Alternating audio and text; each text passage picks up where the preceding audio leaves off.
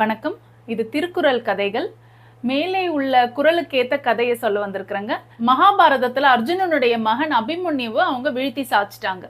இந்த துக்கம் தாளாம அர்ஜுனன் ரொம்ப ஆவேசமா தன்னுடைய வில்ல எடுத்துக்கிட்டு எதிரியை கொல்லணும்னு ஓடி வந்துகிட்டே இருந்தார்.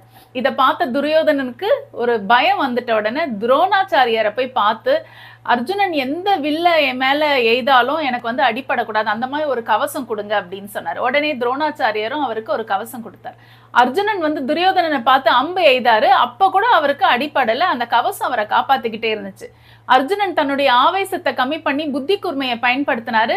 துரியோதனன் அணிஞ்ச அந்த கவசம் எந்தெந்த இடத்துல இல்லையோ அந்த இடத்துல சரமாரிய அம்ப விட்டாரு. அர்ஜுனன் விட்ட அம்புகள் அத்தனையுமே கவசம் இல்லாத இடங்கள்ல போய் குத்திக்கிச்சு. வழி தாழ முடியாத துரியோதனன் அந்த போர் பகுதியை விட்டே ஓடி போயிட்டு. திருக்குறள் கதையில இருந்து நம்ம என்ன தெரிஞ்சுக்கிட்டோம்னா, ஒரு செயலை நம்ம செய்யும் போது நிறைய தடங்கள் வரதாங்க செய்யும். அந்த மாதிரி தடங்கள் வந்தாலும் அந்த செயலை செஞ்சு முடிக்க ஒரு வழி இருக்கும். அந்த வழியை நம்ம தெரிஞ்சுக்கிட்டோம்னா வெற்றி நமதே. நன்றி, வணக்கம்.